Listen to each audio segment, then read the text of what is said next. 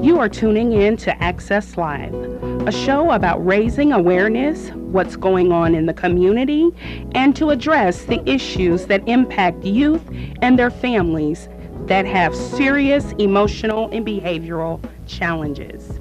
We are located at the Brookins Building at 1776 East Washington in Urbana, Illinois, and at the downtown location at 202 West Park Street.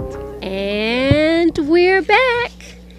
It is Wednesday, 2 p.m. once again in Champaign, Urbana, and we are so happy to bring to you, regrettably, the last installment of Access Live. But we're going to have a good time here today in our finale show.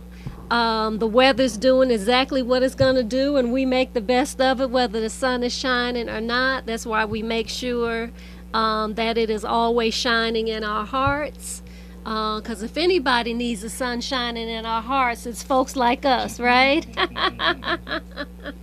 And so we're going to talk about today how to make sure we can keep doing that, whether we can tune in on Wednesdays at 2 o'clock or not. So in the studio today for Access Live, we've got some of our favorite guests, including Mr. Lou Turner, who is academic advisor and instructor sometimes when he wants to do a class or nobody else wants to do a class over at the African American Studies Department. And additionally, for our purposes, is a Frantz Fanon scholar, which we will talk much more about over the course of the hour. We also have with us today Miss Karen Crawford Sims, who you all know is a coordinator for the Access Initiative. She coordinates wraparound services as well as training and technical assistance. And of course, you know, she's been joining me in the studio every week the last few weeks as we've been going through our anger series. We also have our beloved Dr. Helen Neville in the studio with us today. She is the chair of the Counseling Psychology program that is a part of the College of Education in educational psychology. So we got psychology 3 times in there. And she also teaches African American studies courses. And Helen, you know, also has coordinated the effort to make sure we have supplemental readings, tips, vocabulary, handouts, so we can make sure we are learning and holding on to any knowledge we've been able to share and grow from with Access Live. So welcome everyone. Just yell. Y'all know it's a small place and we're just trying to make it happen. Let's see here. So, what we want to do is really just make the best use of this time. So a number of things. One, we want to talk about what are the critical concepts we believe we need to understand to carry forward the message that Black Lives Matter. We're also going to talk about what are the protective factors that we know grow strong children and families? We're going to talk about what self-care and mutual care looks like. We're going to talk about the relationship between mental health and hygiene and Black liberation. And we're going to even have the nerve to talk about what it might look like to get us some joy and happiness. You know, they say Black folks are always mad. Well, I laugh with the people in this room all the time. And we know y'all out there do a lot of laughing too. We want to make sure we laughing at the right stuff and not at ourselves and each other. But we're just going to have us a good mental health session today for about 45 minutes, the best we can. So we're going to be passing the microphone around, and I'd like to hear from all of you on what for you are a couple key critical concepts that we want to make sure if folks who listen to this show don't leave with anything, they at least get these few things. Karen, you want to start? No? Okay, Helen wants to start. I do not mind starting. Yes. Okay, great. Let's see. I've got several, but maybe I'll start with 2 or 3 and then pass the mic, and then we'll see if the other ones aren't hit. One of the ones really captures this notion of Black Lives Matter.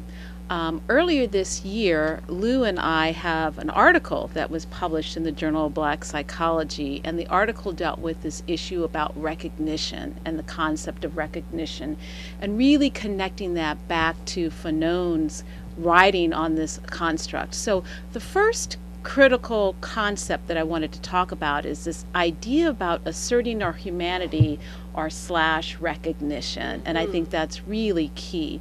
And in the piece that we did, we argued that there's 2 components of recognition, or primary levels.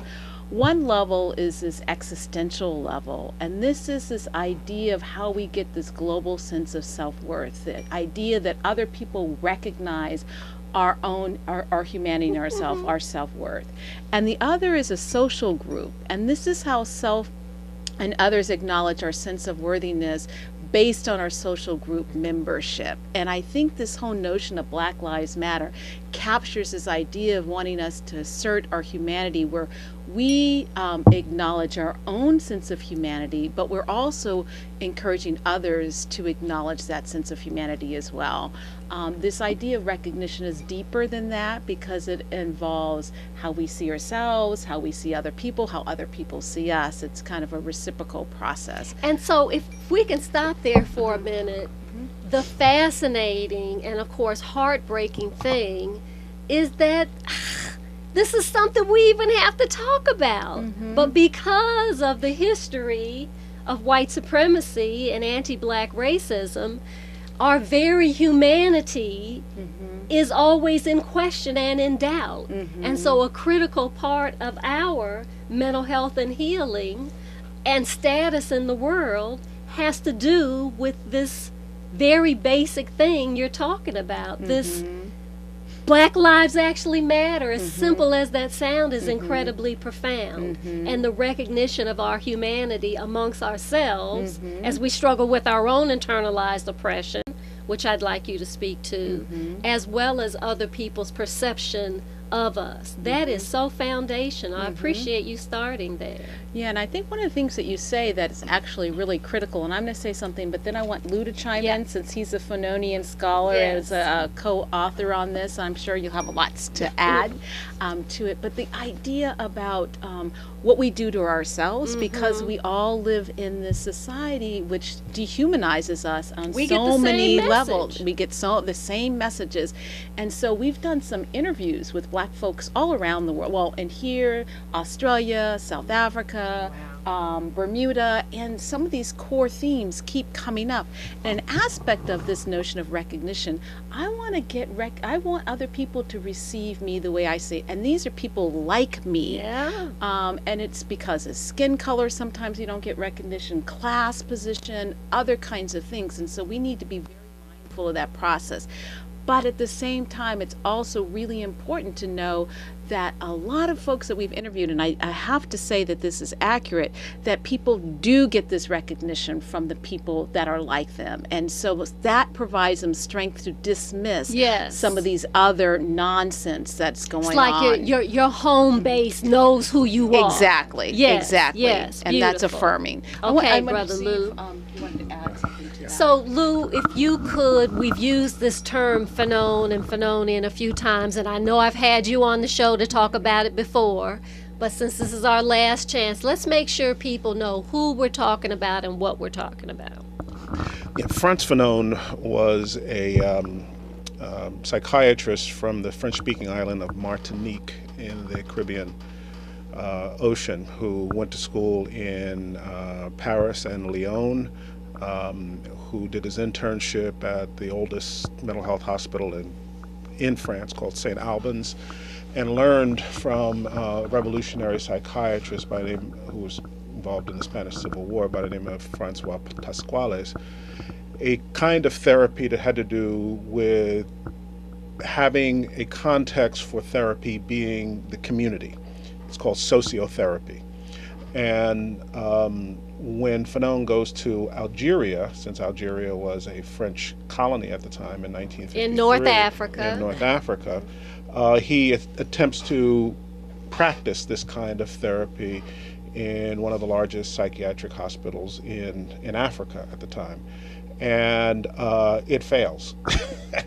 What he does fails because Algeria is a Muslim country, and what he attempts to do that was learned in a European context didn't translate into a Muslim culture.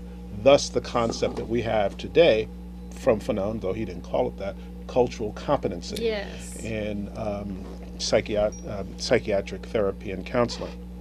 And so Fanon happened to be at the right place at the right time because the Algerian Revolution began the year after he got there, in which the Algerian people gained their independence through a very long and bloody war from France, and he practiced as a psychiatrist throughout that whole period.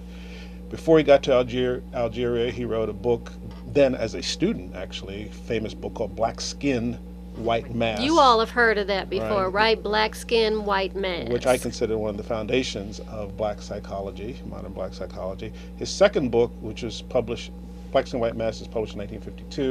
In 1959, he writes a second book, actually in like a 3-week period, called The Dying Colonialism, in which he looks at Algerian society as a psychologist, as a community psychologist, and looks at various aspects of it, including radio and the role of the radio in that. And his famous book, his last book, was written and came out while he was on his deathbed in 1961, called Wretched of the Earth. And he died at a very young age of 36. And actually in the United States, in Bethesda Naval Hospital. Yes, seeking from cancer leukemia. care, yes. Right. So his work had been very important in the Black Power movement for many, many activists in this country and around the world. And it's only now, Helen and I are doing work in which his clinical papers hadn't been available, at least in translation, until like a couple years ago. And so we actually see how he applied his own thinking on a day-to-day basis to his practice, to his therapy, his applications. Beautiful. And so it's amazing, has it opened up a whole new view of us. One of the concepts that Fanon used in Black Skin, White Mass, which comes to mind given Ferguson and a whole bunch of other things, is the concept of Negrophobia. What was unique about Fanon is that when he looks at black psychology, he doesn't simply look at black people. He also looks at white people and looks at racism and the psychology of racism and the psychology of colonialism, because it's a two-way street. It's two that create this phenomenon of racial psychological alienation. So you get, when you read Fanon, as much insight into the white psyche as you do into the black psyche. And strangely enough, which is what Helen was referring to, the formation, the causes of creating a white racialized psyche also create a black racialized psyche. Thus you get the concept of self-hatred or internalized racism. And that essentially means when we believe in and collude with the lies that have been told about us, because we were born and raised with those same lies. But how that plays itself out in our community. In the end, though, Fanon saw that through activism, through struggle, that it was a psychological project, that to disinvest oneself, to, as his mentor says, to disoccupy the mind, which had been occupied by white supremacy, to disoccupy the mind required a revolution, required some kind of And resistance. this is sort of what we've been after with the show, right, Karen? Is trying to find that where we integrate that. And I know the incredible work you've tried to do over the last 5-6 years, in particular with the funding of the Access Initiative, which is intended to be trauma and justice informed. And cultural competency is a big part of that. And so here, we've just gotten schooled on sort of the origins of the idea of this cultural competency. And so if you can take a couple minutes and talk about its modern manifestations. One, how it's being talked about now, because in some ways it's being watered down and it's been completely transformed into something that wasn't intended. But I know with our local initiative, you've been very involved because you've been in charge of training and technical assistance in trying to bring culturally competent, best and promising practices to the treatment of Black youth, families, etc. Talk about that. Okay, so I love how you frame it, but I'm going to go off the grid. So, do it. Because based on this conversation, I think what I want to go back to is the hope and promise of the radio show, because I think it ties best to exemplify what you were talking about. So, one of the things that we believed from the beginning, and Imani, you were the one who gave us this, was that, one of the goals of the show was, of many different parts of the initiative, was to empower the community to take care of its own, because we believe that at the heart of liberation is sort of self-determination.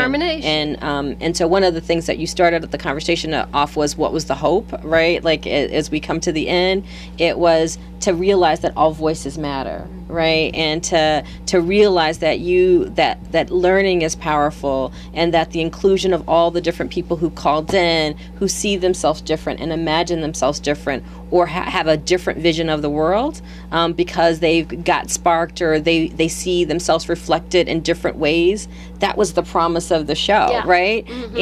And it's also the promise of the work. And if you go back to Fanon, right, it was that as people have a sense of their agency and voice, they can see themselves as transforming, as being both transformed and also a part of the transformational process.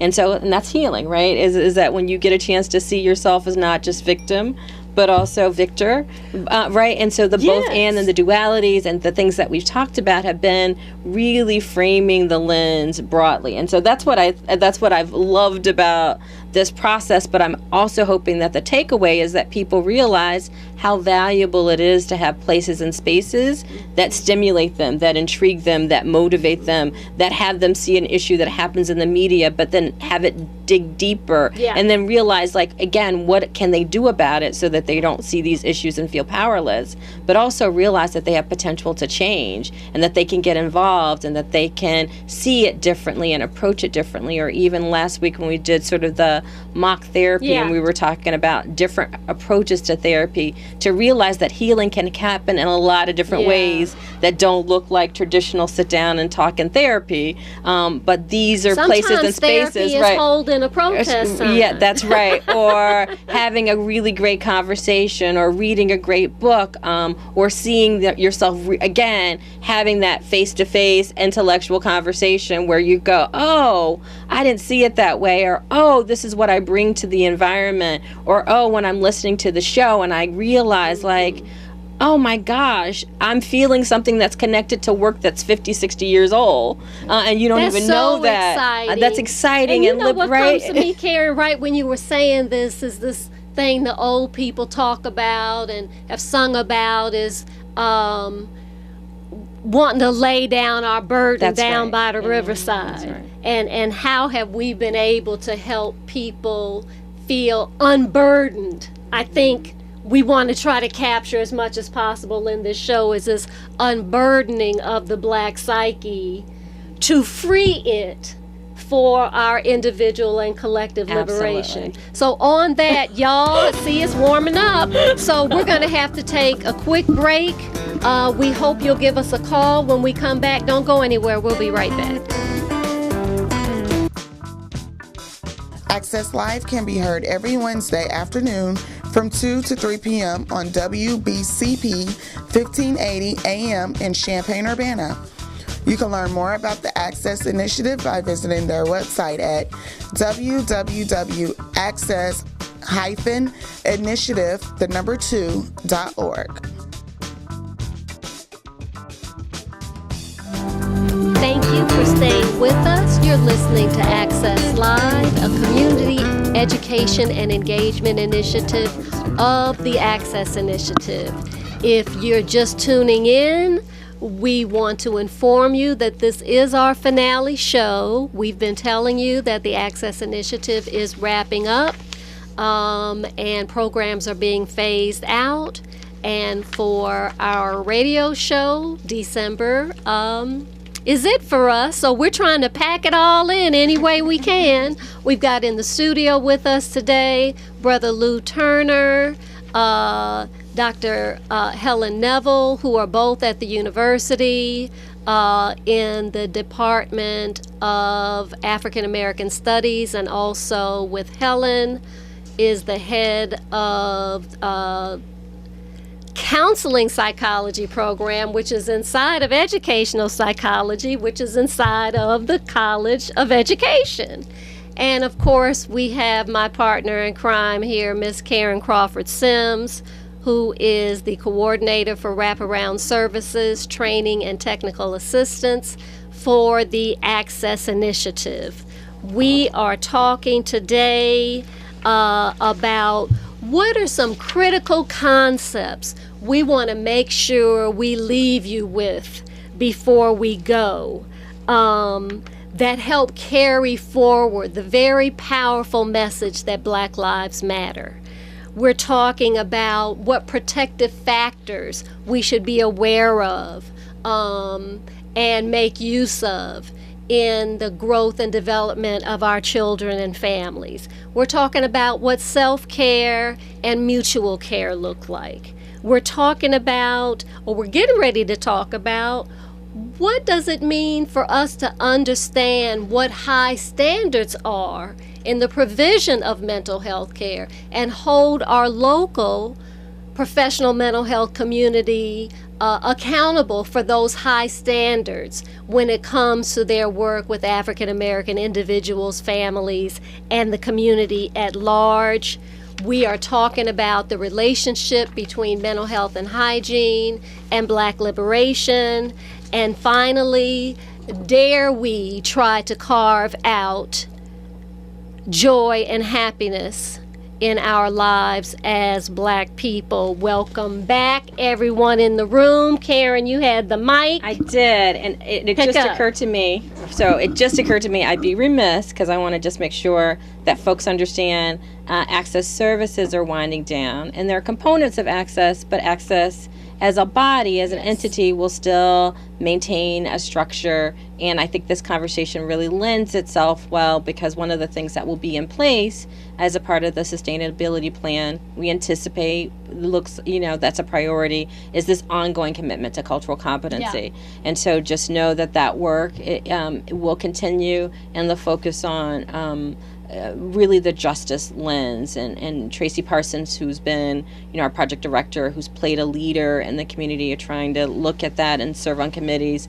is still going to be the champion working to chair that work. And then we also have a youth and family alliance that looks like it's a part of our sustainability plan, and so that work will continue. And I guess I was like, don't want people doing the blah, blah, blah, blah, blah. It's all going away. No. So I just want to be sure, lots will transition, yes. But then there's a lot that the Mental Health Board has made a commitment to maintain.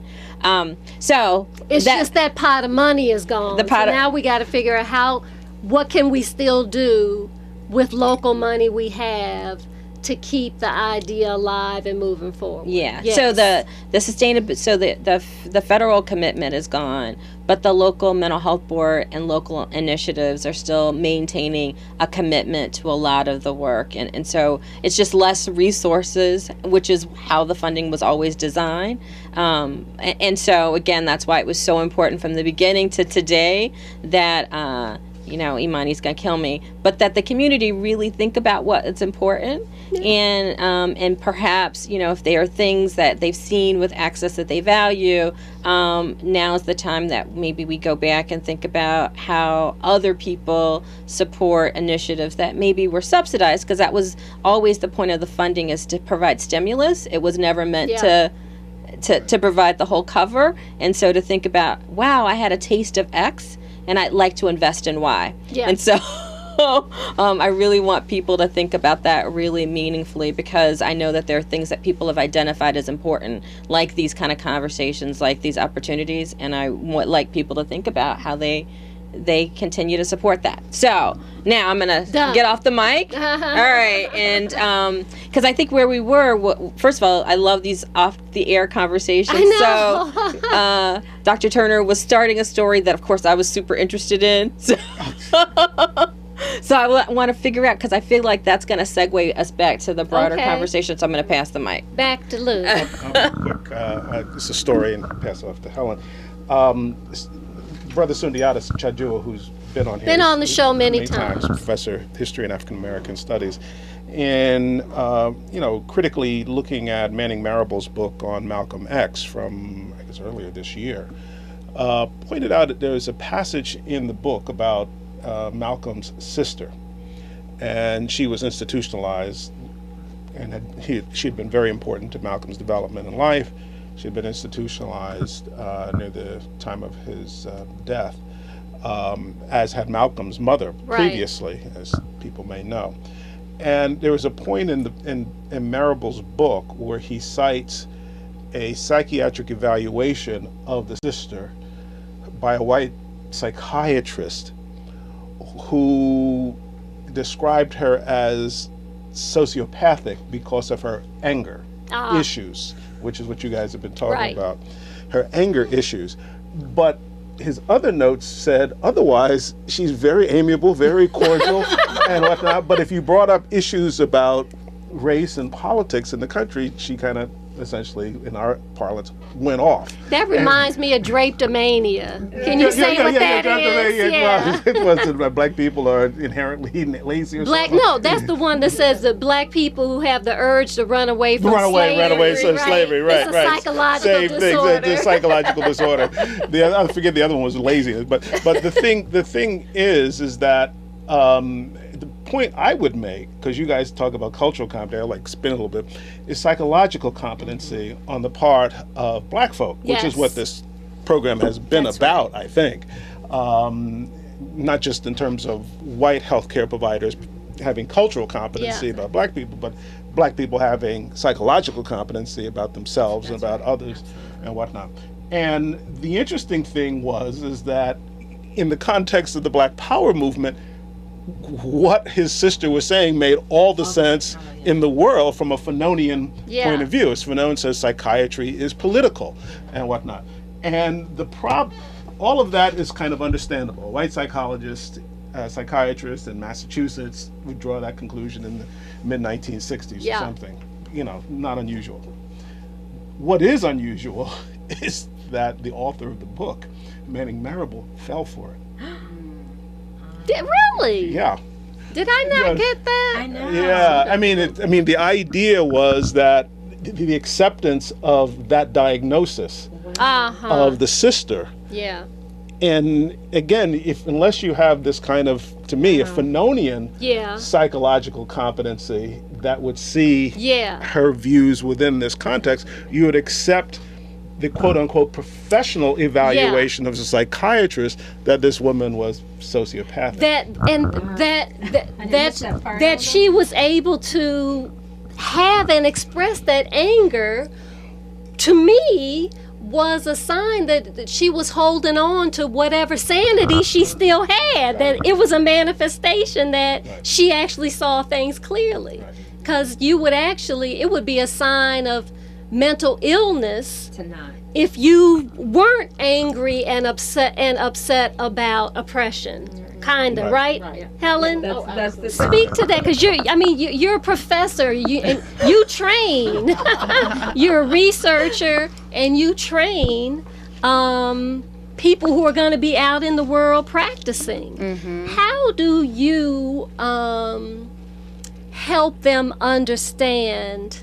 Again, y'all, we talked about this when we were off the air, this idea of everything about the Western approach to psychology is so much about the individual and how to treat the individual, but so much about Black psychology, which you're an expert in, and treating Black folks has such a deep sociological component.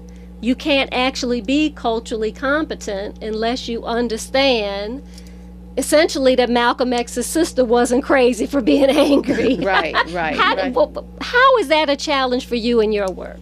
I think that's a really good point. And before I go on, I do want, though, just to thank you, Imani, for all the work that you've been doing and the importance of this particular show. And I think it's just, it's great what you've done. And one of the things that I think is critical is this idea that Lou discussed, which was bringing up psychological competency among African Americans. And I think that's really critical because we don't have these spaces in which to talk about these issues, but to get to your question, in which to contextualize the issues. That's the critical difference between just mainstream psychology and what some psychologists, like community psychologists, but definitely Black psychology, tries to do, is to place the individual behavior within a larger context. And how do we understand the contextual influence? And I think you've done a great job of doing that, and then understanding how issues such as stigma plays a role in people wanting to seek help, barriers, and how these contextual issues like racism, poverty, violence, external violence influence us. So I think you've done a great job. So really, thanks a lot for that. Thank you. And I think in terms of part of the training issue is to get people to think more systemically about issues. And people don't have a clue.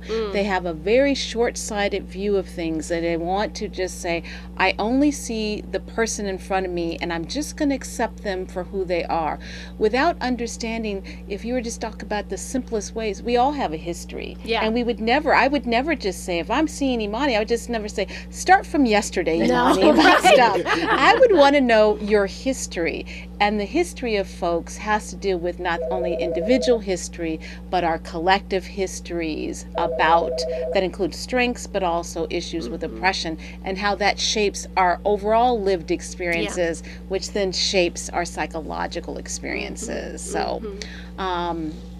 So getting people to think contextually is a hard thing. And I think what psychologists do is they want to push for, how is that history important? Why is this important? And so having them make the dots and connecting the dots for people. Great. Great. Well, we got a call. Let's see what's up. Hello, caller.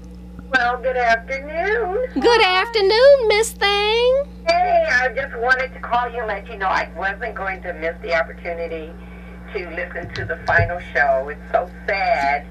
It has been so empowering to listen to the show, and it's been spirited, self-reflective, and sometimes healing conversations for us. And so, Trish, you told me last week we were pretending to be in therapy, but you was for real. So,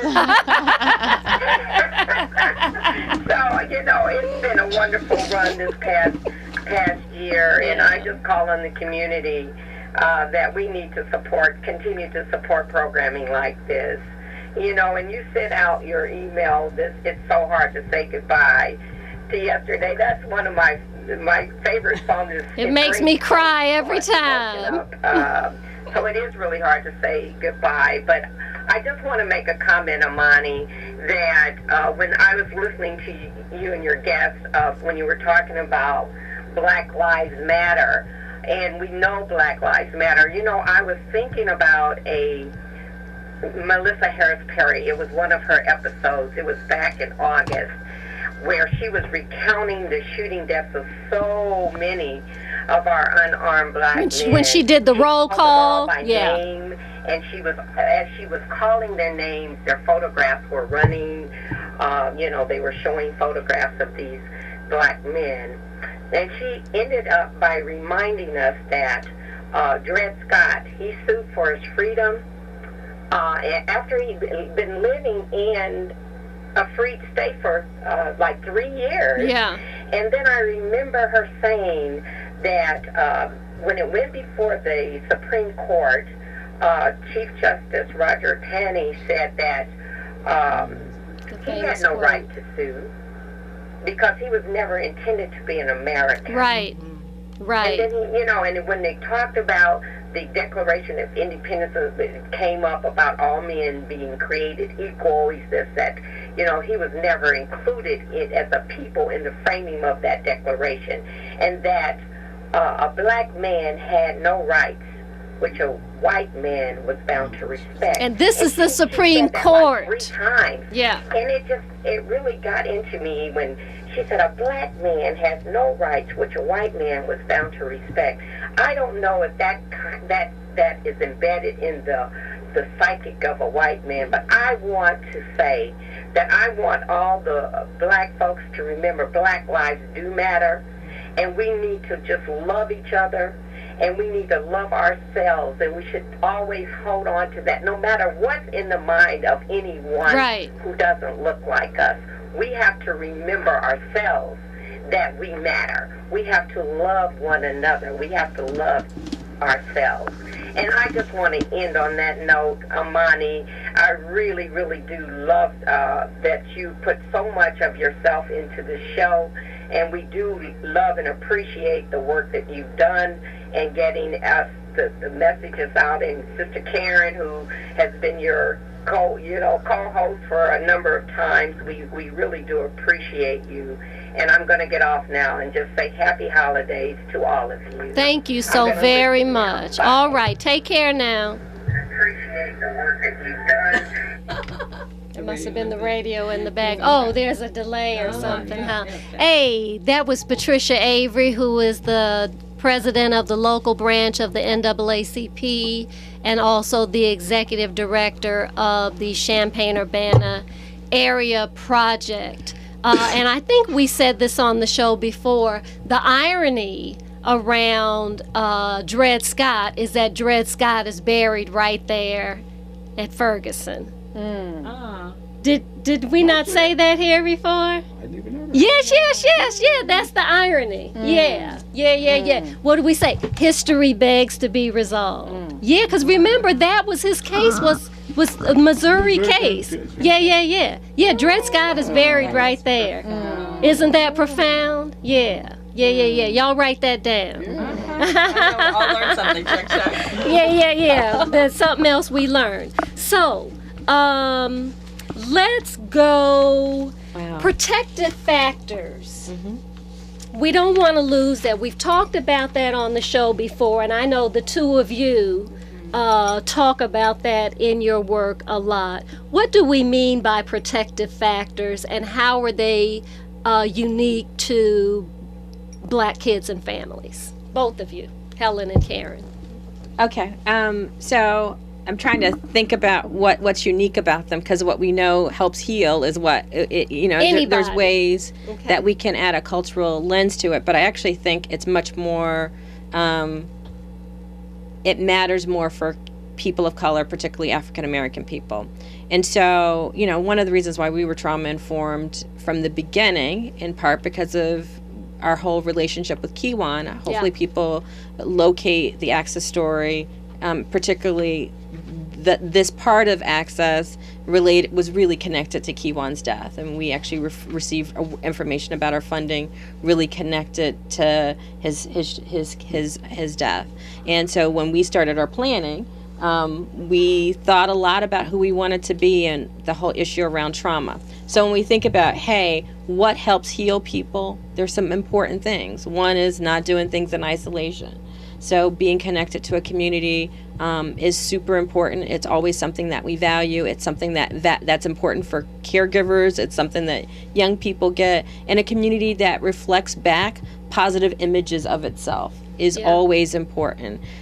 Things like having a lively, vibrant cultural life. And that's broadly described. And so, we always talk about, kids need access to art, music, culture, but again, that helps in literature, that helps give them a broader view of themselves across the world. That to me, this whole Black Lives Matter, that's been the most beautiful part about it, is that it hasn't been just Black people saying it, it's been an international thing. And so I was telling Imani, Jakes, who normally, T.D. Jakes, who's a minister, normally is a pretty centrist minister, but he did a whole thing on Black Lives Matter, but he showed images This was last Sunday? of protest across the world as he was delivering sort of music to talk about Black Lives Matter.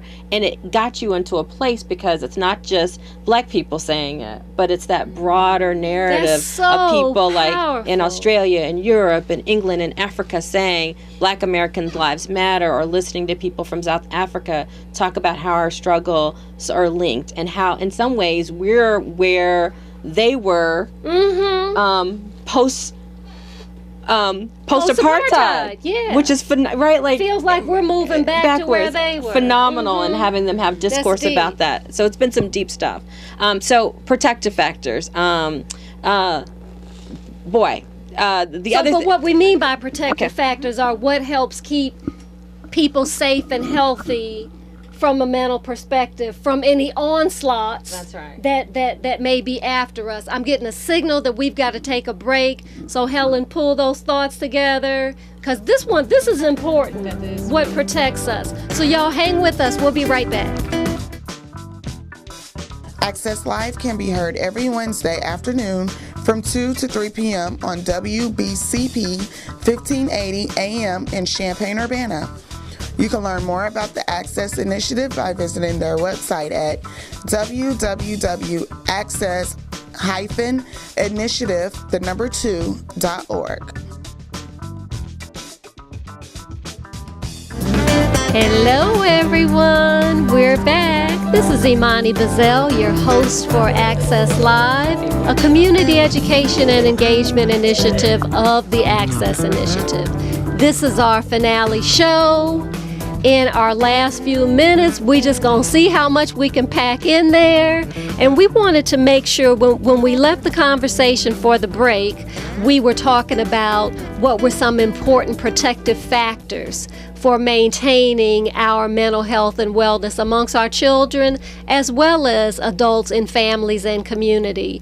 Because if we on the one hand say there's this onslaught against us, what do we know works to protect us? And so Karen Sims talked a bit about that.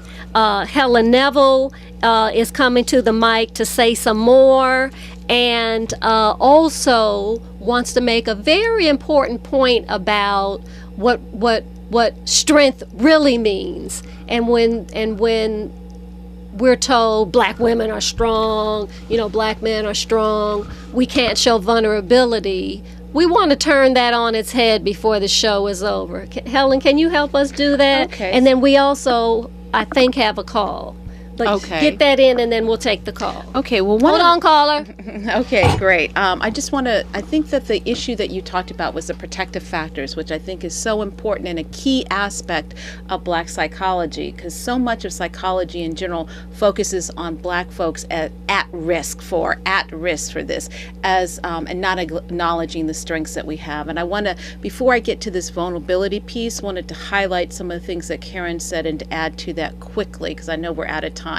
One of the things that folks talk about, and we know the research suggests, is developing ethnic and racial pride and the importance of racial socialization. We need to tell our children positive messages about who we are, about our history, about our strengths.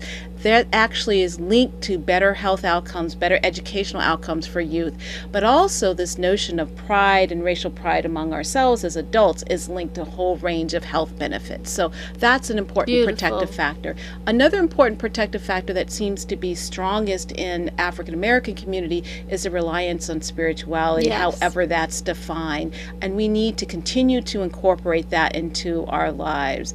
There are a range of other protective factors, but some of the things too too, is that we make it seem like, oh, we've been hit so much and these adversities beat us down, when actually a protective factor is if we've shown strength in adversity, and we need to acknowledge the strengths that we've got from the adversities we've shown, the wisdom that comes along with that.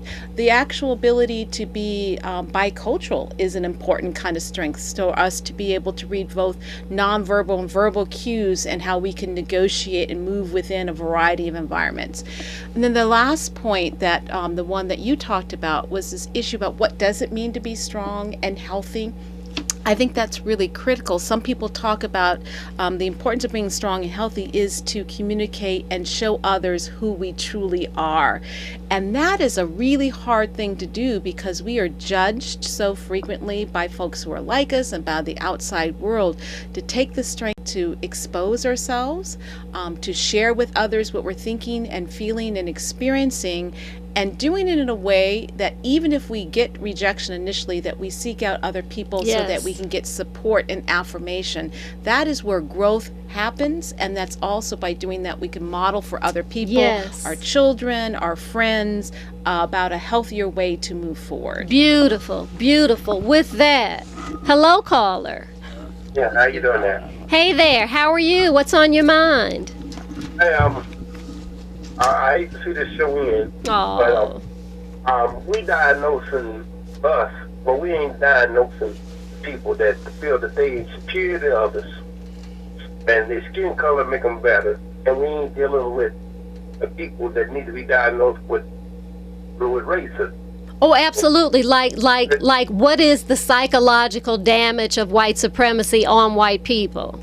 On white people, yes. And they keep putting that on all around the world, that their skin color make them better than others, and that is something, we got to make sure our kids know that ain't the right way to think, and it ain't just us. We've been where they just abuse us through the whole time, and we got to tell our kids that the history they get in school is mostly a lie, because they won't start at the beginning of the history. You can't start in the middle of the book and know what the book is about. Right. And I got a show myself, and I'm going to let you know. So this show say something about your show, honey. One called Change the Game. Tuesdays, 11 until 1, and give the call numbers. Call number is 344-25. No, I mean on the radio dial. On the radio dial is 104.5 WRFU. WRFU, Martell Miller, and you're doing it with Chris Evans? Chris Evans, called Change the Game. Change the Game. I'll let people call, because the things we're going to discuss, people ain't going to want to discuss. Well, and we don't have to worry about no one calling in and stopping what we discuss. And we will talk about the racism stuff. Good for you. About the police issue. We'll talk about any issue that comes up in this community. We don't have where our advertising would stop us. Good for you. Well, audience, this is Martell Miller on the line, who has been an avid supporter and listener of Access Live from Jump, and he wants to make sure you know that he's trying to pick up the slack wherever he can in the show that he has just initiated with Chris Evans on WRFU on Tuesdays from 11 until 1. So we thank you for that. And I'm hoping that BCP find a way to keep another show like this going. We got to have this. Knowledge is strength. Yes, it is. We need to strengthen our community, and we got to make sure that shows like this keep going on. Well, you got to advocate for it to make it happen, right? Okay, brother. All right. Thank you very kindly. We'll keep talking. Take care now. All right. All right. From Imani sending out an email last week with a quote from Fanon. I guess it came from some Facebook. And the quote from Fanon... It was the anniversary of his death. It was the anniversary of his death, December 6th. And the quote said, the reason why we revolt is not due to culture, but simply because we cannot breathe. Ugh. And of course, the Eric Garner case in Staten Island came to mind.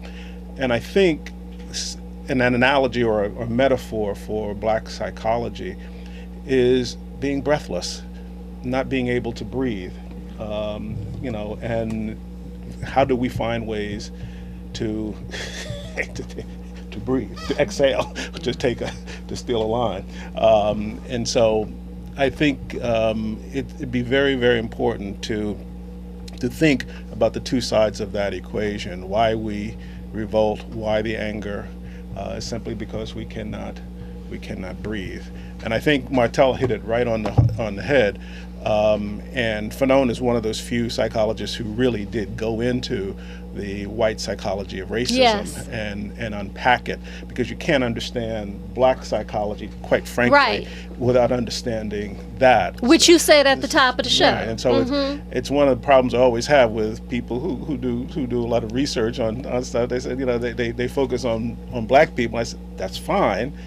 But we have to look at this broader thing. But is our problem the problem, right, or are we reacting to the problem, right, which is this very distorted view of the world? And I'm really not being facetious here when I say I worry about my white brothers and sisters. I honestly do, because the world they are born into that so distorts their understanding of who they are and their place in the world, that's just not healthy, beyond what it does to us in terms of their own humanity. Right.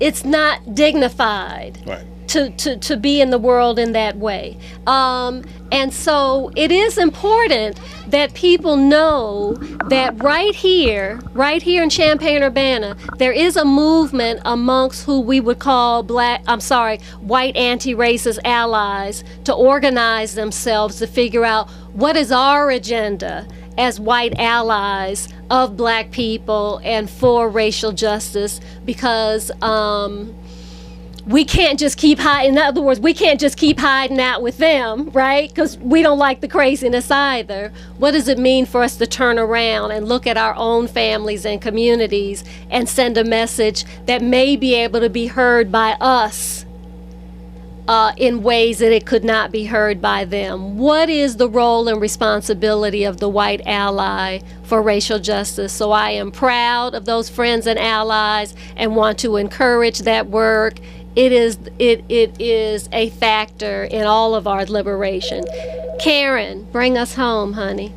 Oh, it's so hard. So first of all, I want to echo everybody who's called in. Access is so appreciated. The contributions, the hard work, both on air and off the air. I don't think people realize. How hard you work to make this show happen every week, how well researched it is. And probably the last, in terms of gift that we should talk about, is the value of education. And everybody who's called in has talked about that, but it's also a huge protective factor, because people who learn and value learning, right, are mentally and physically healthier, yes, right? And so I really would hope that people continue to take away that this is just the start of a journey, and we really, really hope people continue to invest and continue on with this right, because that is so key. So if you heard a new idea, I'm anticipating everybody's going to Google and search and continue this journey, yes, and ask better questions. And I know you have one last caller that you probably want to squeeze on. And Sam is going to let us take it. So, okay. All right. Hello, caller. Well, thank you, Ms. Bazzell. Hey, Mr. Parsons. Let me echo all the appreciations and thank yous for holding us down. And I guess what I just wanted to put to all of you and all the listeners, I don't see this as the end.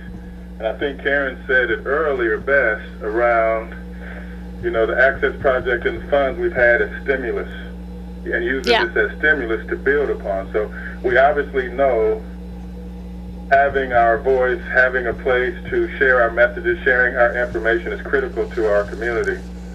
And so we've got to look at how do we continue Access Live, continue to have the voice weekly. We need to have it even more, to be honest with you.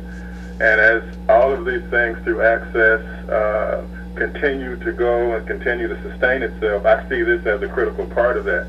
So while we have our friends from the University of Illinois there, I'd love to talk with them about sponsorship. You know, I know JW and I have talked about finding a sponsor for this part of the work through the station, and so this is not the end, so I don't want us to look at it and take it that way, that this is just the next opportunity to continue building the voice, and just want to say thank you, Imani, and all of the guests there today. I know they've been a great supporter and participant in helping get this important message out about mental health in our community, and so thanks so much, okay? Okay, thank you, honey. Love you too. All right. Okay, you gonna let me take this last one? Okay. Hello, caller. Hello, Miss Imani. Hello, Miss Thing. How are you? Good. How are you? Good. You got some final words for us? I just wanted to just tell you that I am so happy that you took over, and I really, really appreciate you as one of the first hosts, and then what you took it to another level. Oh, sweetheart. And you still trying to make that cultural competency thing work, ain't you? Y'all, this is Miss Chandra Somerville on the line. How are you, sweet girl? I'm doing good. Wonderful. Wonderful. You know, her mama was her best friend, and we've been continuing to mourn with you. Wow. And we know your mom is on people's minds even as we speak. Yeah, they are. And I just really have just been amazed at the way the world has responded. It's gone beyond our community, so I'm just very thankful. That's wonderful. Well, baby, we so appreciate you calling in today, and just keep doing your thing, all right? Thank you so much. All right, thank you. Okay. Bye-bye. And with that, we will say sayonara. Don't forget, even though we won't talk to you next week, keep holding hands till we talk to you again. Take care. Bye-bye.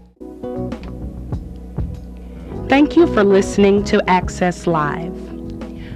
Access Initiative is a trauma and justice-informed system of care.